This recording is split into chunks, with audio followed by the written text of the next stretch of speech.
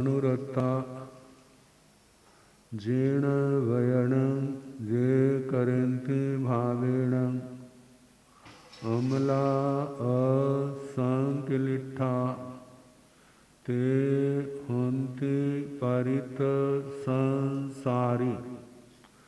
बोलिए भगवान महावीर पावन चरित गुरुदेव जी। बंधु मन वच काय भव सागर को तरण में करो हमारी सहाय। जिन शासन जिन वाणी सदा जयवंत हो, श्रवण संग सदा अविचल मंगल हो। मुक्ति को प्राप्त श्रमण भगवान महावीर स्वामी, उनकी परम पावन कल्याणी भागवती वाणी वाचक प्रमुख श्री इंद्रभूति गौतम आदि गणधर भगवंत, युग प्रधानाचार्य परम पूज्य श्री सुधर्मा स्वामी जी महाराज, उनकी परम पावन पाठ परंपरा वर्तमान आचार्य ध्यान योगी परम पूज्य श्री शिव मुनि जी महाराज एवं गुरुजन सबके पावन चरण सरोजों में मेरा अनंत अनंत बार वंदना नमस्कार। उपस्थित धर्म प्रेमी सज्जनों, माताओं तथा बहनों, संबर तत्व में 10 श्रमण धर्म और 7वां संयम। बच्चे बच्चे होते हैं, बड़े बड़े होते हैं। कभी कभी बोलचाल भी हो जाती है, होता है ना। तो आज का समय जो है पढ़े लिखों का बड़े आर्गुमेंट के साथ अपनी बात कहते हैं। उन बातों में आवेश भी पूर्ण होता है। तो ऐसे समय में बड़े क्या करें, उनको क्या करना चाहिए?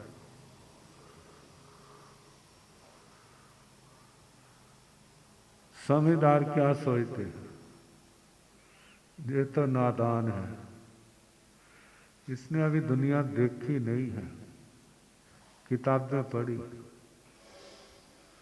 मैं समझाऊंगा तो इसके समझ में नहीं आएगा। क्योंकि दुनिया में कितनी बातें वो किसी के समझाने से नहीं आती, वो ठोकरें खाने से आती है। जब तक दुनिया की ठोकरें लगती है ना, फिर समझ आता है, फिर ख्याल आता है मेरे को रोका था, लेकिन मैं रुका नहीं था। जे मैं रुक जाता तो क्या होना था, फिर ये नुकसान ना होता। संसार के अंदर देखते हैं जहां जोश होता है ना, कहते हैं हम भी दुनिया को कुछ दिखा देंगे। क्या दिखाएंगे भला? हम भी कुछ हैं। इतिहास स्थान स्थान पर प्राणियों को संकेत करता है। कभी कुरुकुल इकट्ठा था, दुनिया में उसकी धाक थी। कभी ऐसा समय आया, काल का प्रभाव कह लो, कर्म गति का प्रभाव कह लो,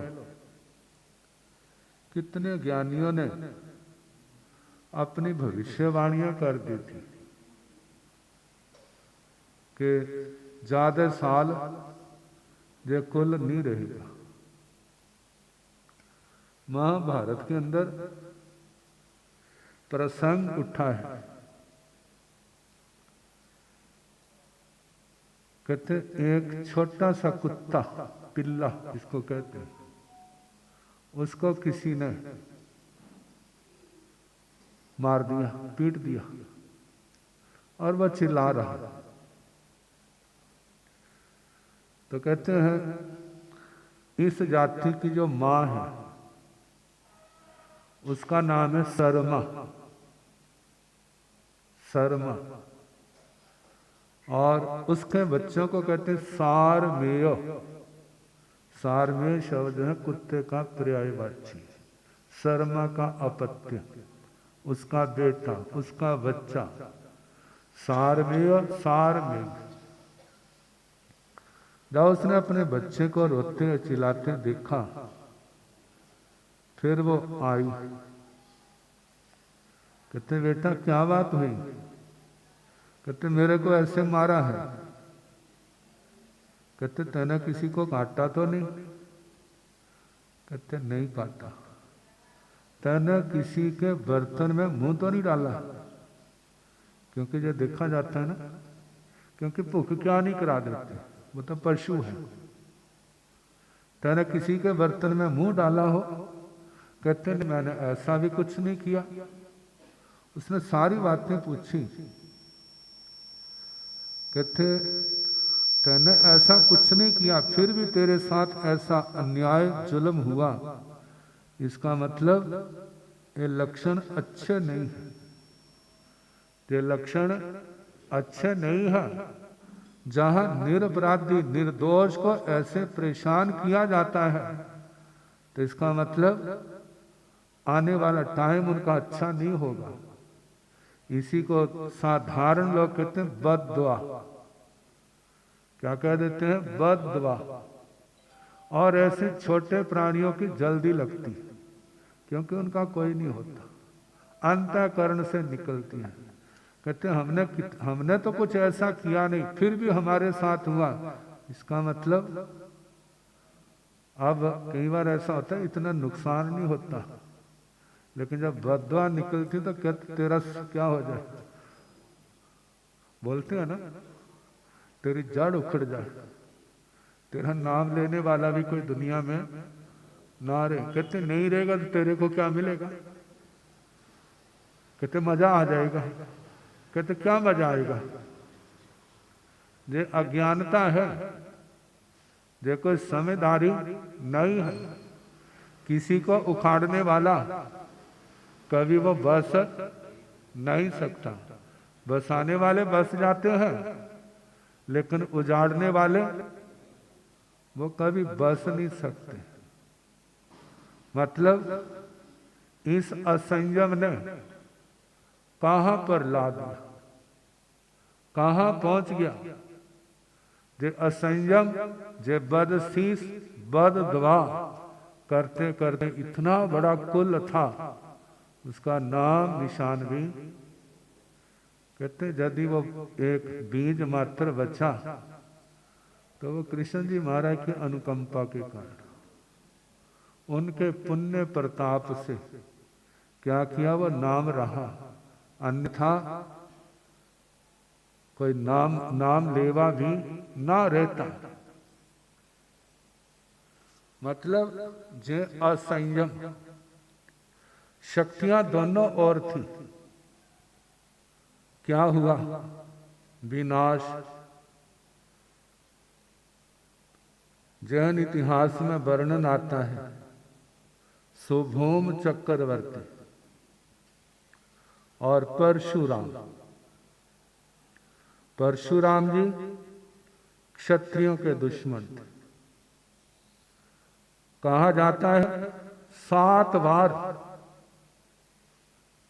उसका परशु दुनिया पर चला और अनगिनत क्षत्रियों का विनाश किया, लेकिन कोई किसी के विनाश करने से खत्म नहीं होता।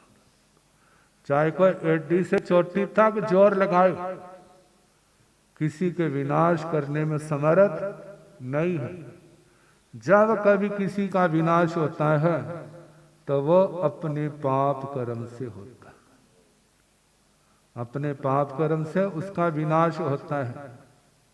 लेकिन अज्ञानता है, रौद्र ध्यान है, विनाश करने की भावना करने वाले कितने अशुभ कर्म बांध लेते और दुर्गतियों के अधिकारी बन जाते। अब क्षत्रियों में ऐसा पैदा हो गया, शुभोम उसकी मां बच करके एक आश्रम में रह रही थी, पेट में गर्भ था, जन्म हुआ, वो ऋषियों का आश्रम ही उसको सारी दुनिया। एक दिन मां को कहने लगा, माता दुनिया इतनी बड़ी है, बाहर जाओ घूम के आश्रम में पड़े रहो। क्योंकि अंदर तेज था, पूर्व जन्म का तप था, निदान से प्रेरित है, उन्होंने चक्रवर्ती सम्राट बनना था। मां कहने लगी, बेटा दुनिया तो बहुत बड़ी है, लेकिन मैं तो चोरों की तरह छिप के अपना जीवन व्यतीत कर रही हूं। कहते ऐसा क्यों? और उसने सारी कुल की गाथा सुना दी। कहते अच्छा, हमारा वो दुश्मन कहां पर है? कहते बेटा उसके बाद बहुत शक्ति है। कहते होगी शक्ति, लेकिन मेरा मन करता उसको पकड़ करके ना छोड़ दूं ना। तो कहा जाता है परशुराम ने क्षत्रियों की दाढ़ जो बड़े बड़े थे एक थाल में रखी थी,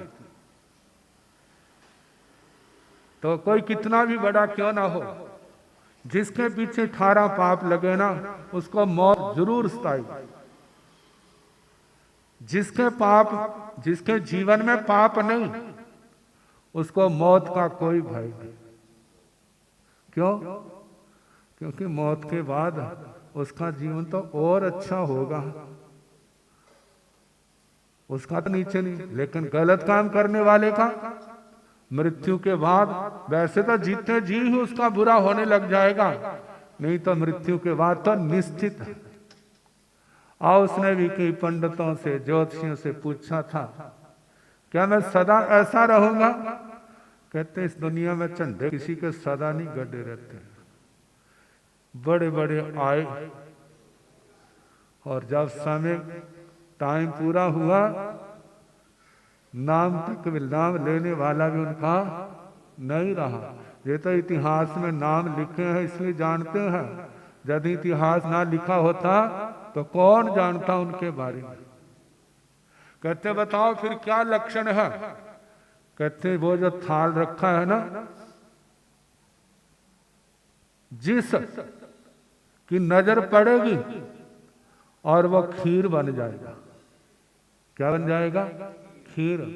उसको जो खाएगा वही तेरा विनाश करने वाला। अब देखिए वो कौन है? चारों ओर देखता कोई मिलता नहीं, आया नहीं, और वो बच्चा युवावस्था को प्राप्त हो गया और चलते चलते खेलते खेलते कहां पहुंच गया? वही थाल के पास पहुंच गया। मानव कर्म व्यक्ति सोचता मैं करता हूं, कहते मैं कुछ नहीं। जब केवल मैं की बात आएगी ना सचमुच में, फिर वो कभी गलत नहीं करेगा। इसके पीछे अहंकार काम करता है, इसके पीछे क्रोध काम करता है, इसके पीछे काम करता है, इसके पीछे लोभ काम करता है। देखा जाए तो जे आत्मा उनका दास बना हुआ, इन विकारों का दास बना है, और जैसा जैसा निर्देश मिलता है वैसा वैसा, जिसको हमारे सिद्धांत ग्रंथों में कहा जाता है, जैसा मौनी कर्म का अंश उदय में आता है वैसी उसको प्रेरणा तक का मिलता है और वैसा ही सोचने लग जाता है। और उसके पीछे कौन कर रहा है? उसका संचालक। वो कौन है? वो मौनी कर्म। और जैसे वो वहां पहुंचा एकदम उछल करके बंदर की तरह पहुंच गया वहां पर, और जैसे नजर पड़ी वो क्या बन गई? खीर बन गई, भूख लगी थी वो खाने लगा। अब किसी ने कह दिया, कहते वो आ गया। कहते कौन आ गया?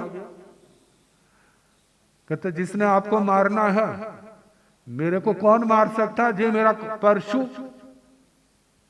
कहते देख लो वो खीर बन गई और खा रहा। अब जिस समय आया, कहते अरे क्या कर रहा है? तेरे को दिखता नहीं है क्या कर रहा है? खीर खा रहा हूं। कहते मेरे से युद्ध कर। कहते पहले पेट भरने दे।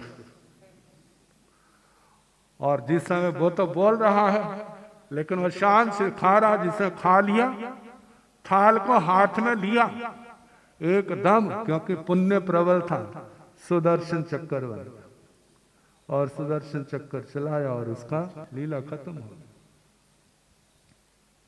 अब गुस्सा जो हमारी जाति का दुश्मन है, उसने 7 बार क्षत्रियों से रहित इस जमीन को किया।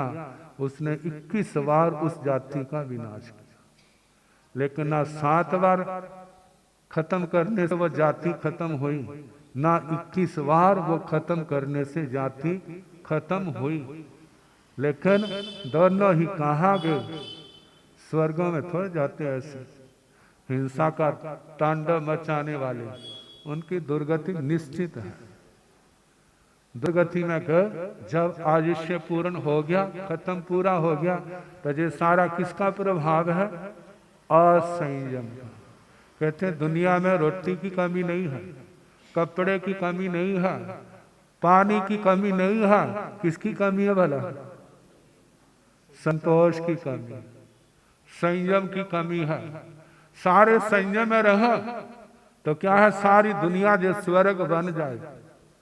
गुरु जी से कई बार ना, आजकल तो कम है, पुराने जमाने में ज्यादा होता था। कई कहते अरे यदि ऐसे सारे साधु बन जाए तो इनको रोटी कौन देगा? तुम्हें रोटी की बड़ी चिंता, तुम क्यों चिंता करते हो? पहले तो सारी दुनिया साधु बनेगी नहीं। तीर्थंकर भगवान के समय नहीं बनी तो आगे पीछे क्या बनेगी? कहते जब साधु बन जाएगी ना सारी दुनिया, तो ये नदियां पानी की नहीं होगी, जो क्या होगी? दूध की होंगी। जो वृक्ष हैं, जो सारे के सारे कल्प वृक्ष बन जाएंगे। जुगलियों के समय क्या होता है? जब जुगलियां होते हैं, सारे साधु रूप होते हैं, किसी को गुस्सा नहीं आता, किसी को अहंकार नहीं, कोई छल कपट धोखे का काम नहीं, कोई लोभ नहीं, हिंसा नहीं, झूठ नहीं, चोरी नहीं, व्यभिचार नहीं, परिग्रह का कोई शौक नहीं है। जब ऐसे लोग हैं तो सारा संसार कैसा है? स्वर्ग, स्वर्ग का रूप बन जाता। स्थान स्थान पर कल्प वृक्ष, जो जिसकी आवश्यकता है। और जैनियों को घर भरने का कोई शौक नहीं है। जितनी चीजें ली और आगे चल पड़े, जितनी चीज ली, जहां मर्जी डेरा लगाया, सो गए, जहां मर्जी चल पड़े, कोई ऐसा नहीं है। जब जीवन में संयम आ जाता है तो प्रकृति उनके ऊपर निहाल होती है, कोई कमी नहीं आती। इसलिए कहा जाता है दुर्दिन है, इनको सुदिनों में लाना चाहते हैं तो अपनी भावनाओं को अच्छा बनाओ। आप जीवन की भावना अच्छी होगी, कर्म अच्छा होगा, जीवन में संयम संतोष होगा, उसका भविष्य क्या होगा? बदलता जाएगा। मानो एक के करने से थोड़ी दुनिया बदलेगी, सारे बदलेंगे तब जो दुनिया बदलेगी। चलो बहुते बदल जाए तो दुनिया बदलेगी। कहा जाता है गुजरात में कुमारपाल राजा हुआ, 30 साल तक उसका शासन रहा और वहां पर उसने जो अमारी घोषणा लगा दी, कोई शिकार नहीं खेलेगा, कोई गलत काम नहीं करेगा, और करेगा तो उसको दंडित किया जाएगा। इतने नशीले पदार्थों के व्यापार केंद्र हैं, कसाई खाने सारे के सारे बंद कर दिए। कहते 30 साल तक उसका राज रहा, कभी अकाल नहीं पड़ा, कभी महामारी नहीं आई। क्योंकि ये अकाल और महामारी क्या है? ये लोगों के पाप कर्म। इतनी महामारियां चलती हैं, कैसे मृत्यु, कैसे लोग मरते हैं, तो किसका कारण है? वो जीवों के पाप कर्म का जब इकट्ठे होते हैं तो फिर ऐसी जो परिणाम किसके कारण आया, असंयम के कारण। भगवान से प्रार्थना करें, भगवान हमारे जीवन में संयम आए, हम पाप के समय रुकें, अपने आप को रोकें और धर्म के रास्ते पर चले। कहते धर्म करते करते भूखे मर जाओगे ना तो आत्मा की नरक गति नहीं होगी, त्रियांश गति नहीं होगी, वो मनुष्य भी नहीं बनेगा। कहाँ जाएगा, वो देव गति में जाएगा। और पाप करने वाला खाता खाता मरता है तो कहाँ जाता है। श्रद्धांजलि सभा में तो सारे कहते स्वर्गवासी। क्या श्रद्धांजलि क्या देते हैं, हम स्वर्गीय आत्मा को क्या करते हैं, श्रद्धांजलि के फूल चढ़ाते हैं। कहते तुम्हारे अंदर इतनी ताकत है किसी को स्वर्ग में पहुंचा दो, कोई ताकत ऐसी नहीं है।